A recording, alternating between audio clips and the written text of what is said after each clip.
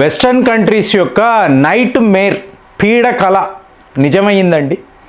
మీకు అమెరికా ఈరాన్ యుద్ధములో Russia రంగప్రవేశం, Putin గారు ఓపెన్గా నేను ఈరాన్ వైపే ఉన్నాను అని అనడం. సో ఇప్పుడు ఈ మాటలు మీకు వెస్టర్న్ దేశాలకు చెప్తున్నా కదా, ఒక నైట్ మేర్లా ఉంది. అంటే నన్ను అడిగారు అనుకోండి, ఆల్రెడీ ఈయన ఉన్నారు. ఆల్రెడీ రష్యా ఈరాన్కి సపోర్ట్గా వీళ్ళు ఏం చెయ్యాలో చేశారు. ఒక వీడియోలో కూడా మాట్లాడారు. ఎందుకంటే ఈరాన్ వద్ద అలాంటి ఒక టెక్నాలజీ లేదండి. మీకు అమెరికా యొక్క అసెట్స్, వీళ్ళ బ్యాంకులు ఎక్కడ ఉన్నాయి, వీళ్ళ టెక్ కంపెనీస్, సిఐఏ యొక్క ఆఫీసులు, అలాగే మీకు అమెరికా యొక్క air base, naval bases, exactly వీటిని మీరు కొట్టాలి అన్నప్పుడు రష్యా లాంటి దేశము వాళ్ళ టెక్నాలజీ మీకు అవసరం ఉంటుంది. అదేంటండి, రష్యా వాళ్ళు ఎందుకు ఈరాన్కి సపోర్ట్గా ఉన్నారంటే 5 ఏళ్ల పాటు యుక్రెయిన్ యుద్ధములో మీకు రష్యాకు సపోర్ట్గా ఈరాన్ ఉంది. కాబట్టి ఆ ఫ్రెండ్షిప్, ఇప్పుడు friend in need friend in deed, అంతే కదా. ఇప్పుడు ఈరాన్కి అవసరం ఉంది, నన్ను కాపాడు అని వాళ్ళు రష్యాను అడుగుతున్నారు. మరి ఈ టైంలో పుతిన్ ఈ రంగ ప్రవేశము టోటల్ సమీకరణను మార్చేసిందండి, ముఖ్యంగా భారత్కు. ఇది చాలా చాలా గొప్ప వార్త. ఎందుకంటే పుతిన్ రష్యా వైపు ఉంటే మనకు ఈ ఆయిల్ సప్లైస్ అనేవి ఆగవండి. లేకపోతే ఇది గ్లోబల్ ఆయిల్ క్రైసిస్. చెప్తున్నాను కదా, $200 పర్ బేరల్ అన్నప్పుడు ఏ ఒక దేశము తట్టుకోలేదు. మరి ఇప్పుడు మీరు ఈ గేమ్ని చూసారు అనుకోండి, అమెరికా ఈరాన్ వీళ్ళు యుద్ధాలు చేస్తున్నారు, మధ్యలో ఇజ్రాయెల్. సో కలిసి ఈరాన్ని కొట్టేస్తాము అని అనుకుంటున్నారు. ఇవాళ వీళ్ళు ఏమీ చెయ్యలేని పరిస్థితి. అమెరికా సెనేటర్స్ ప్రజలు అడుగుతున్నారు, ఎందుకు నువ్వు యుద్ధము చేసావు, ఎందుకు మొదలు పెట్టావు? సో అమెరికా ఓపెన్గా మేము గెలిచేసేటి యుద్ధము అవ్వలేదు, మేము గెలిచేసాము గొప్పగా చెప్పుకుంటారు కదా. సో వాళ్ళ బుద్ధి అది. కానీ అసలు సిసలైన విన్నర్ ఎవరండి? నిజంగా యుద్ధములో ఒక మిజైల్ కూడా పేల్చకుండా, ఒక తూటా కూడా మీకు బయటకు రాలేదండి. కానీ పుతినే గెలిచాడు, రష్యానే గెలిచింది. మీకు స్వయంగా అమెరికా సెనేటర్స్ చెప్తున్నారు, ఇంకా యూరోప్ యూనియన్ యొక్క president, the final winner is Russia. మేమందరము ఇరుక్కుపోయాము, ఇవాళ మీకు రష్యా శరణం గచ్చామి అంటున్నాము. అంటే చూడండి, ఈ తెలివితేటలు అనండి, చాణక్య నీతి అనండి, ఈ సమీకరణ, ఎప్పుడు ఏం చెయ్యాలి ఏం చెయ్యకూడదు, ఇదంతా పుతిన్కి ఎంత క్లియర్గా తెలుస్తుందంటే, డొనాల్డ్ ట్రంప్ ఫోన్ చేస్తున్నాడు ఎవరికి, రష్యా అధ్యక్షుడు పుతిన్కి ఫోన్ చేస్తున్నాడు. ఫోన్ చేసి ఇవాళ నువ్వు యూరోప్ యూనియన్కి గ్యాస్ ఆయిల్ సప్లై చెయ్యి, వాళ్ళు ఇబ్బందులు పడుతున్నారు, చెయ్యను. నువ్వు ఎంత మొరపెట్టుకున్నా నేనైతే యూరోప్ యూనియన్కి ఆయిల్ సప్లైస్ చెయ్యను. ఫస్ట్ వీళ్ళు అడిగారండి, సరే చూద్దాం. నేనే ఒక వీడియోలో చెప్పాను, పుతిన్ యూరోప్ యూనియన్కి ఇవ్వబోతున్నట్టుగా నేనే మాట్లాడాను. కానీ ఇవాళ వార్తలు ఏమిటంటే వీళ్లకు చచ్చిన గ్యాస్ అనేది సప్లై చెయ్యను. అదే అమెరికా ఒత్తిడి చేయడంతో రష్యా తీసుకున్న నిర్ణయము నో. ఇప్పుడు మీరు గమనించాల్సింది, స్లోవేకియా అని ఒక దేశం అండి, హంగరీ అని ఇంకొక దేశం. సో వీళ్ళు బిగినింగ్ నుంచి కూడా మీరు పిచ్చివాళ్ళు రా, రష్యాతో ఇలా గొడవలు పడి మీరు సాధించేది ఏమీ లేదు. అమెరికా వాడు చెప్పాడని రష్యా మీద 20,000 శాంక్షన్స్ విధించారు అంటే ఆఖరికి మీరే నష్టపోతారు. హంగరీ ప్రెసిడెంట్ పని కట్టుకొని ఈ మాట అన్నాడండి. ఇవాళ మీరు చూసారనుకోండి, లిమిట్లెస్ ఆయిల్ సప్లై. ఈ ఇరు దేశాలకు రష్యా యొక్క పైప్ లైన్స్ లిమిట్లెస్ అండి, మీకు ఎంత కావాలన్నా నేను ఇస్తాను.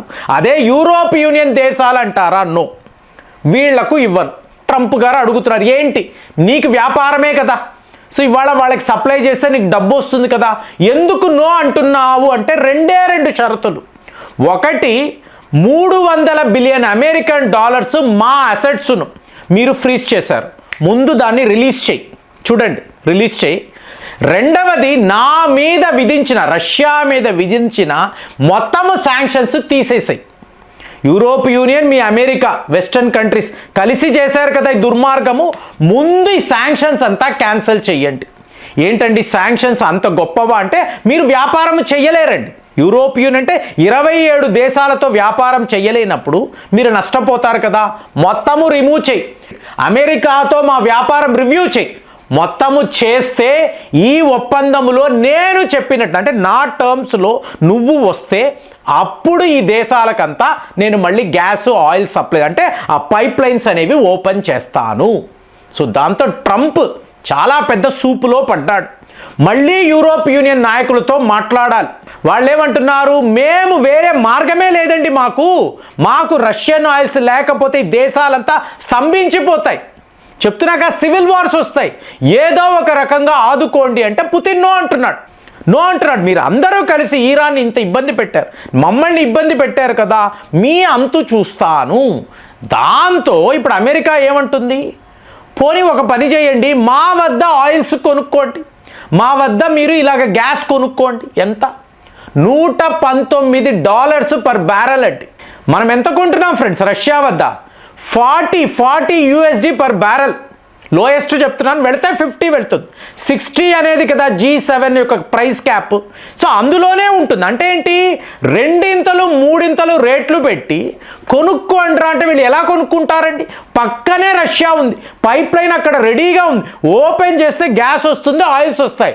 అలాంటిది ఇంతంత డబ్బు పెట్టి అమెరికా వద్ద మేము ఎందుకండి కొనాలి? అందుకేనారా యుద్ధము చేశావు, మమ్మల్ని ఇరికించడానికి, నిన్ను నమ్ముకొని 5 ఏళ్ల పాటు రష్యాతో మేము యుద్ధమని సర్వము పోగొట్టుకున్నాము కదా. సో ఇప్పుడు మన భారత్ ఒకవేళ ఇరాన్కి హెల్ప్ చేసి, సరేనండి చైనా ఓడలతో పాటు భారత్ ఫ్లాగ్ ఉన్న ఓడలని కూడా మేము అలో చేస్తాము, ఒక విడి మార్గము చెప్తాము, మైన్స్ లేని మార్గము, అటు నుంచి వాళ్ళని వెళ్ళమనండి అంటే రష్యా భారత్కు చేసిన ఈ సహాయం టైం టు టైం చేస్తూనే ఉంటారు కదండి. ప్రతి ఒక్క సందర్భంలో ఒక బిగ్ బ్రదర్ లాగా మనల్ని ఆదుకునే దేశం రష్యా. ఇవాళ కూడా యుద్ధములోకి వచ్చి ఇక భారత్ కోసమే మేము ఇరాన్కి సపోర్ట్గా నిలబడుతున్నాము, భారత్తో మాకుండే ఫ్రెండ్షిప్ అలాంటిది, వాళ్లకు ఈ ఆయిల్ సప్లై అనేది ఎట్టి పరిస్థితుల్లో ఆగదు. ఈ మాట ఆయన ఇచ్చాడు, పుతిన్ మాట ఇచ్చాడు, మేము ఉండగా భారత్కి చమురు క్రైసిస్ అనేది రాదు. కానీ మరి ఇక్కడ స్ట్రెయిట్ ఆఫ్ హార్మోస్లో మనకు ఓడలు రాకుండా ఆపడానికి అమెరికా వాడు ఎన్నెన్ని కుట్రలు పన్నుతున్నాడండి.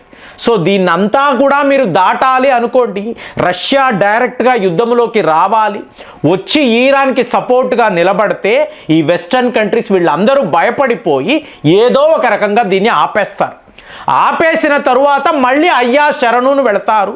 సో పుతిన్ కనికరించి ఓకే అంటే ఈ యూరోప్ యూనియన్ దేశాలు బతికి బట్ట కడతారు. కానీ మనకు ఉన్న ఈ ఆయిల్ క్రైసిస్ని రష్యా వాళ్ళు కాపాడగలిగితే మాత్రము ఇది నిజంగానే ఒక అద్భుతం అండి. అలాంటిది జరగాలి. ట్రంప్ అయితే అంటున్నాడు కదా, రష్యాపై శాంక్షన్స్ ఉండవు, మీరు ఎవరైనా కూడా ఆయిల్స్ కొనుక్కోండి అంటున్నాడు కదా. అలాంటి పరిస్థితుల్లో రష్యా నుంచి ఓడలు చాలా స్మూత్గా భారత్ దాకా రావాలి. 2-3 మనం ఎక్కువ కొనాల్సిన పరిస్థితి, కొంటాము, కొని మనం మన దేశాన్ని కాపాడగలమా? ఇదంతా కూడా పుతిన్ యొక్క నిర్ణయాలు. అలాగే రష్యా యుద్ధాన్ని ఎటు తీసుకువెళతారు? ఇప్పుడు మొత్తం రిమోట్ కంట్రోల్ పుతిన్ చేతికి వచ్చేసిందండి. ఎక్కడా మీకు వార్తలు లేవు, స్టేట్మెంట్స్ లేవు, మొత్తం రిమోట్ కంట్రోల్ మాత్రం ఈయన చేతిలోనే ఉంది. యావత్తు ప్రపంచం ఇవాళ రష్యా మీదే ఆధారపడి ఉంది. మరి ఈయన ఏం చెయ్యబోతున్నాడు? ఇరాన్ని ఎలా కాపాడుతాడు? అమెరికా ఇజ్రాయెల్ని ఎలా ఆపుతాడు? మీకు ఫైనల్గా భారత్ యొక్క మీకు అతి ముఖ్యమైన ఆయిల్ సప్లై అనే దానిని పుతిన్ ఎలా చూస్తున్నారు? ఆయన నిర్ణయాలు ఏమిటి? చాలా చాలా క్రిటికల్గా ఉంది. మరి మీకు కూడా అలాగే అనిపిస్తుందా? కామెంట్స్లో రాయండి. మళ్ళీ వచ్చే వీడియోలో కలుద్దాం. జై హింద్.